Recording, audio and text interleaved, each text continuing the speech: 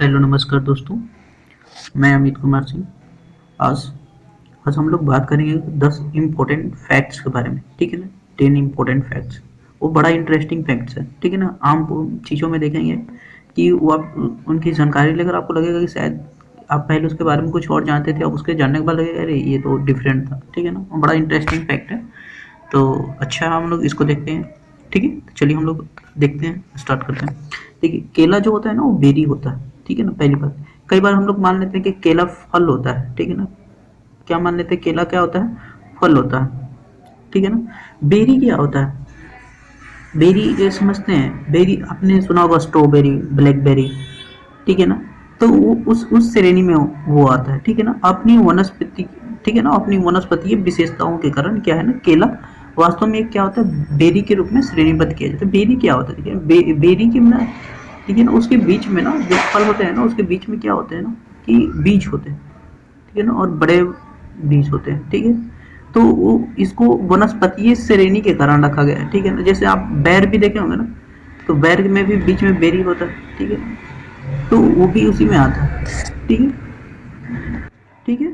तो ये इसमें रखा जाता है। फिर अगला है कि ऑक्टोपस के कितने दिल होते हैं, 3 दिल होते हैं। याद रखिए, ऑक्टोपस के कितने दिल होते हैं, 3 दिल होते हैं। ये देखिए उनके बारे में, ये रोचक प्राणी अपने शरीर में रक्त को निकालने के लिए एक मुख्य दिल रखते हैं, ठीक है ना। रक्त को निकालने के लिए क्या होते हैं, एक मुख्य दिल। अपनी गिल्स तक रक्त को पहुंचाने के लिए 2 अतिरिक्त दिल रखते हैं, ठीक है।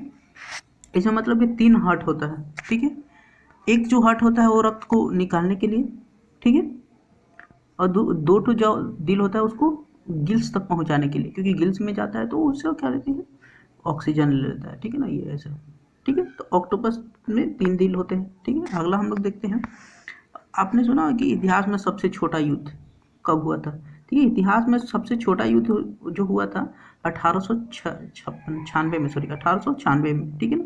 ब्रिटेन और जांजिबार के सुल्तान के बीच, ठीक है ना। इसको, यह जो युद्ध चला था केवल 33 मिनट चला था, ठीक है, सॉरी 38 मिनट चला था। और इसको एंग्लो जंजीबार युद्ध कहा जाता है, ठीक है ना। इसको एंग्लो जंजीबार युद्ध कहा जाता है, ठीक है। इतिहास का क्या है, सबसे छोटा युद्ध है। सबसे छोटा युद्ध कौन सा है, तो एंग्लो जंजीबार युद्ध, ठीक है। कब हुआ था, तो 1896 में, 1896 ईस्वी में, ठीक है। और कब, कितनी देर तक चलता है, तो 38 मिनट तक। अगला है कि शहद कभी नहीं बिगड़ता है, मतलब शहद जल्दी खराब नहीं होता है, ठीक है ना। शहद क्या हुआ ना कि कई, देखिए मिस्र का आपको पता होगा ना कि जो मम्मीज होते हैं उनको दफनाया जाता था, ठीक है ना। और उनके समाधियों के साथ ना शहद के बर्तन मिले हैं, और जो शहद मिला है ना वो लगभग 3000 साल पुराना है, और अभी भी वो मतलब खाने जैसा खराब नहीं हुआ है, ठीक है ना। तो शहद मतलब ना वो जल्दी खराब नहीं होता है, ठीक है, वो बिगड़ता नहीं है, ये काफ़ी लंबे समय तक रखा जा सकता है, ठीक है। 3000 साल पुराना शहद भी अभी तक है और वो खराब नहीं हुआ है, समझ रहे हैं। तो इसी को मतलब ये दे रहे हैं। क्या आपको इसके बारे में पता था, इसको शहद के बारे में काफ़ी, ठीक है।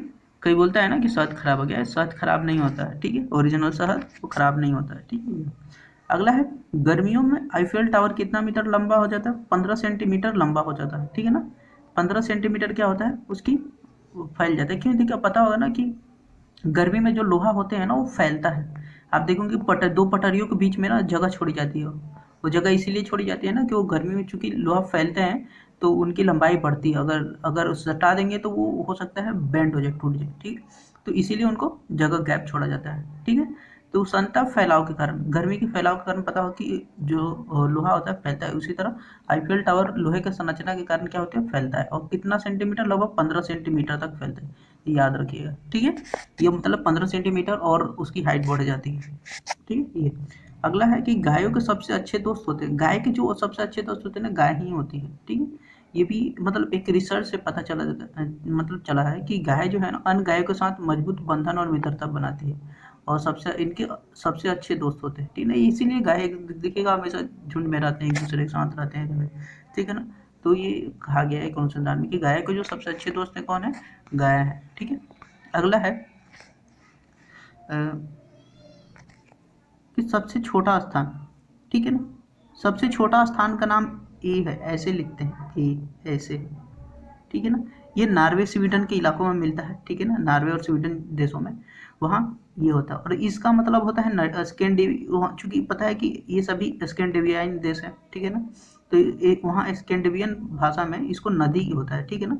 इसका मतलब क्या होता है, नदी, ठीक है। ये सबसे छोटा मतलब नाम होता है वहाँ। आप मतलब एक अक्षर का नाम, ऐसा आप कहीं नहीं देखे होंगे कि जहाँ एक अक्षर के नाम मिलता है, ठीक है ना। तो ये स्कैंडिनेवियन देश में ये एक छोटा सा मतलब अक्षर, सबसे छोटा अक्षर वाला नाम है, ठीक है। ये अगला है, मूंगफली को नट्स नहीं कहा जाता है, ठीक है ना। याद रखिए, मूंगफली को क्या नहीं कहा जाता है, नट्स नहीं कहा जाता है। ये किस में आती है, दालों की श्रेणी में आती है, ठीक है ना। जैसे हम बोलते हैं ना कि सूखा फल, जैसे आप देखें काजू, वो जो बादाम होता है, अखरोट होता है, तो वो सब नट्स में आते हैं, ठीक है। लेकिन मूंगफली ये दाल आता है, ठीक है ना। मूंगफली जो क्या होता है, वो दाल होता है।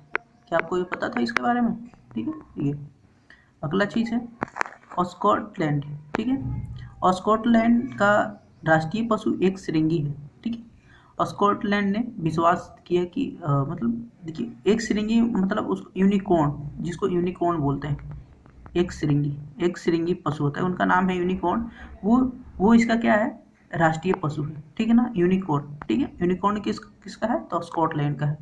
क्यों है, देखिए, स्कॉटलैंड ने विश्वास किया कि मिथकीय एक श्रृंगी को अपना राष्ट्रीय पशु बनाया है, ठीक है। जो पवित्रता और शक्ति, मासूमियत और शक्ति का प्रतीक है, ठीक है। पवित्रता का प्रतीक है, एंथुसियाज्म का प्रतीक है और शक्ति का प्रतीक है, ठीक है।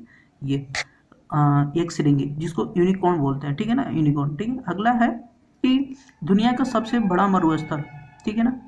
आप लोग कई बार सुने होंगे कि कौन सा है, सहारा, लेकिन दुनिया का सबसे वास्तव में बड़ा मरुस्थल कौन सा है, अंटार्कटिका, ठीक है ना। वो सहारा जो है दुनिया का सबसे बड़ी गर्म मरुस्थल है, ठीक है ना। और पूछ दे कि दुनिया का सबसे बड़ी मरुस्थल कौन सा है, तो अंटार्कटिका, ठीक है। तो आज हमारे ये 10 फैक्ट्स थे। हम कोशिश करेंगे कि हम डेली लाएं, और आपको बताइए कि देखकर ये कैसा लगा। और यदि आपको अच्छा लगा होगा तो सपोर्ट कीजिएगा, ठीक है। और चैनल को सब्सक्राइब कर लीजिएगा। और सपोर्ट के रूप में आपके लिए बस वही एक चीज़ हो सकता है कि आप चैनल को सब्सक्राइब कर लीजिए, वही, और थैंक्स के रूप में अच्छा है, ठीक है। चलिए, थैंक यू।